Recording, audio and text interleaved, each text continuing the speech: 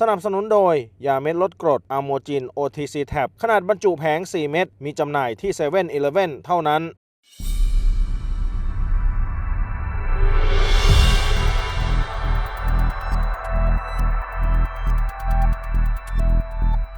ผู้สมัครชิงตำแหน่งประธานาธิบดีสหรัฐอเมริกานางกามาลา แฮร์ริสโพสต์ข้อความระบุว่าวันนี้หัวใจของฉันเต็มเปี่ยมไปด้วยความรู้สึกขอบคุณสำหรับทุกความไว้ใจที่ทุกคนมอบให้และเต็มไปด้วยความรักต่อประเทศของเราผลการเลือกตั้งครั้งนี้ไม่ใช่สิ่งที่เราต้องการแต่ขอให้เชื่อฉันแสงสว่างแห่งคำสัญญาของอเมริกาจะส่องประกายอยู่เสมอตราบใดที่เราไม่ยอมแพ้และตราบใดที่เรายังคงต่อสู้ต่อไปฉันได้พูดคุยกับประธานาธิบดีทรัมป์ฉันบอกเขาว่าเราจะช่วยเขาและทีมของเขาในการเปลี่ยนผ่านอำนาจและเราจะดำเนินการโอนถ่ายอำนาจอย่างสันติเราเป็นหนี้ความภักดีไม่ใช่ต่อประธานาธิบดีหรือพรรคการเมืองแต่ต่อรัฐธรรมนูญของสหรัฐอเมริกาจิตสำนึกของเราและพระเจ้าของเราความภักดีของฉันต่อ3สิ่งนี้เป็นเหตุผลว่าทำไมแม้ว่าฉันจะยอมรับการเลือกตั้งครั้งนี้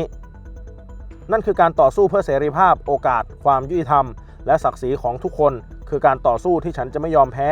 ฉันจะไม่มีวันยอมแพ้ในการต่อสู้เพื่ออนาคตที่ชาวอเมริกันสามารถไล่ตามความฝันความทะเยอทะยานและแรงบันดาลใจของตนเองได้อนาคตที่ผู้หญิงมีอิสระในการตัดสินใจเกี่ยวกับร่างกายของตนเองโดยไม่ต้องให้รัฐบาลมาสั่งว่าต้องทำอะไรอนาคตที่เราปกป้องโรงเรียนและประเทศของเราจากความรุนแรงจากการใช้อาวุธปืนเราจะไม่มีวันยอมแพ้ในการต่อสู้เพื่อหลักนิติธรรมความยุติธรรมที่เท่าเทียมกันและเพื่อแนวคิดศักดิ์สิทธิ์ที่ว่าเราทุกคนไม่ว่าเราจะเป็นใครหรือเริ่มต้นจากที่ใดก็มีสิทธิและเสรีภาพพื้นฐานสำหรับคนหนุ่มสาวที่กำลังดูอยู่เป็นเรื่องปกติที่จะรู้สึกเศร้าและผิดหวังฉันมักจะพูดว่าเมื่อเราต่อสู้เราก็ชนะบางครั้งการต่อสู้อาจต้องใช้เวลาสักพักแต่ไม่ได้หมายความว่าเราจะชนะไม่ได้สิ่งสำคัญคืออย่าหยุดพยายามทำให้โลกนี้เป็นสถานที่ที่ดีขึ้นเหมือนคำพูดที่ว่าเราจะมองเห็นดวงดาวได้ก็ต่อเมื่อโลกมืดมนเพียงพอเท่านั้นฉันรู้ว่าหลายคนรู้สึกว่าเรากำลังเข้าสู่ช่วงเวลามืดมนเพื่อประโยชน์ของเราทุกคนฉันหวังว่าจะไม่เป็นเช่นนั้นแต่สำหรับอเมริกาแล้วหากเป็นเช่นนั้นขอให้เราทำให้ท้องฟ้าเต็มไปด้วยแสงจากดวงดาวที่สุกสว่างนับพันล้านดวงขอให้แสงแห่งความหวังศรัทธาความจริงและการรับใช้นำทางของเราแม้ว่าจะต้องเผชิญกับอุปสรรคไปสู่คำมั่นสัญญาอันไม่ธรรมดาของสหรัฐอเมริกา So let me say and I love you back and I love you back So let me say my heart is full today My heart is full today full of gratitude for the trust you have placed in me full of love for our country and full of resolve. The outcome of this election is not what we wanted, not what we fought for, not what we voted for, but hear me when I say, the light of America's promise will always burn bright. As long as we never give up and as long as we keep fighting.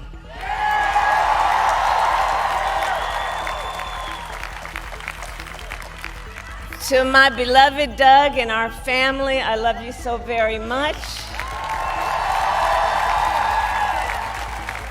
To President Biden and Dr. Biden, thank you for your faith and support. To Governor Walz and the Walz family, I know your service to our nation will continue. And to my extraordinary team, to the volunteers who gave so much of themselves, to the poll workers and the local election officials, I thank you all. Look, I am so proud of the race we ran and the way we ran it. Over the 107 days of this campaign, we have been intentional about building community and building coalitions, bringing people together from every walk of life and background, united by love of country with enthusiasm and joy in our fight for America's future. And we did it with the knowledge that we all have so much more in common than what separates us. Now, I know folks are feeling and experiencing a range of emotions right now. I get it. But we accept accept the results of this election. Earlier today, I spoke with President-elect Trump and congratulated him on his victory. I also told him that we will help him and his team with their transition, and that we will engage in a peaceful transfer of power.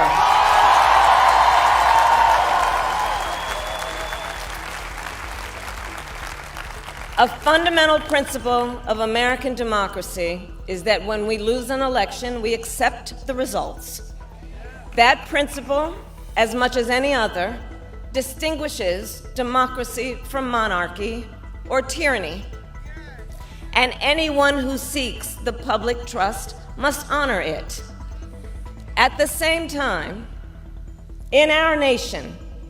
we owe loyalty not to a president or a party, but to the Constitution of the United States.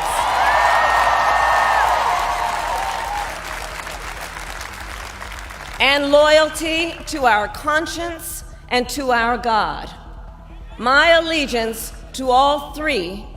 is why I am here to say, while I concede this election, I do not concede the fight that fueled this campaign.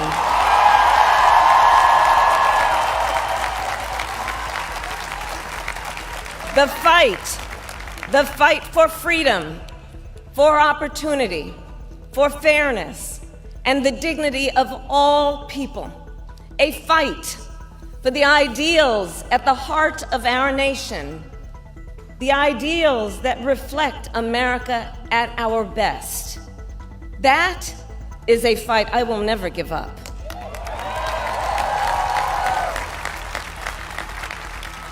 I will never give up the fight for a future where Americans can pursue their dreams, ambitions, and aspirations, where the women of America have the freedom to make decisions about their own body and not have their government telling them what to do. We will never give up the fight to protect our schools and our streets from gun violence. And America, we will never give up the fight for our democracy, for the rule of law, for equal justice, and for the sacred idea that every one of us, no matter who we are or where we start out, has certain fundamental rights and freedoms that must be respected and upheld.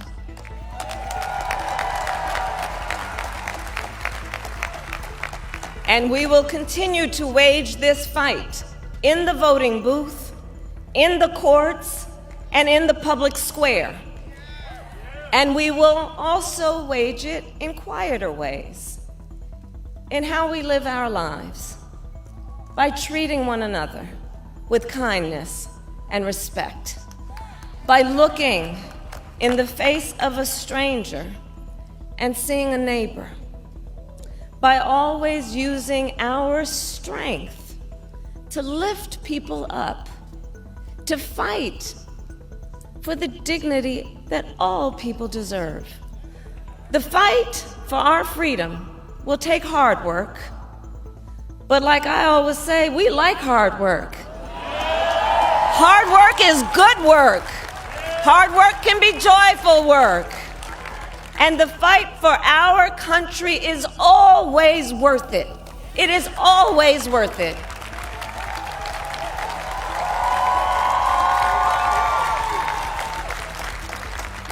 To the young people who are watching, it is, I love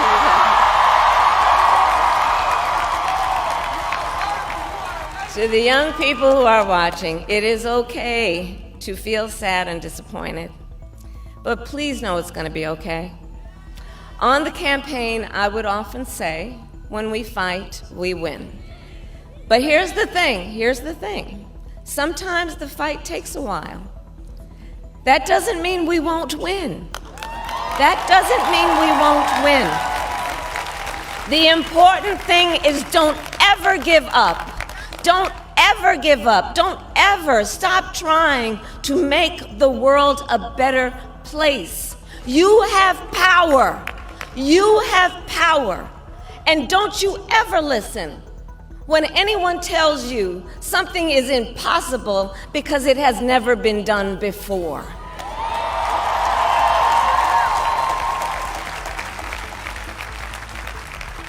You have the capacity to do extraordinary good in the world. And so to everyone who is watching, do not despair. This is not a time to throw up our hands. This is a time to roll up our sleeves.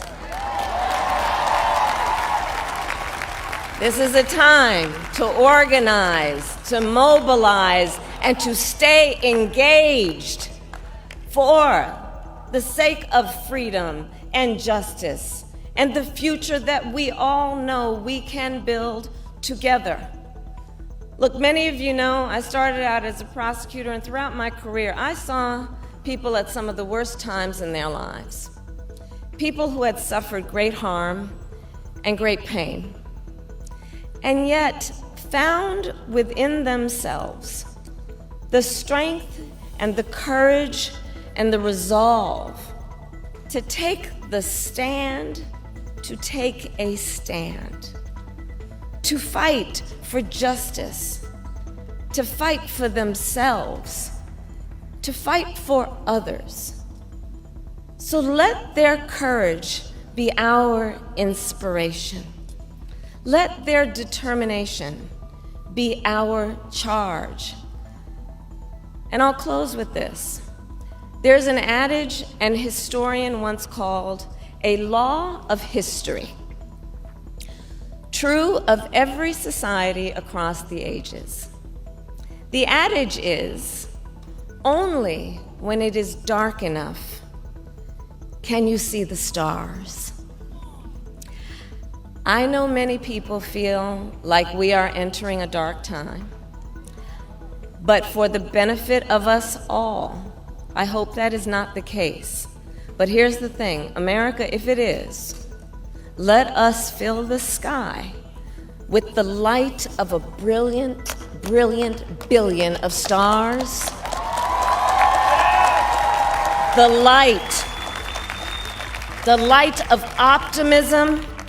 of faith, of truth, and service.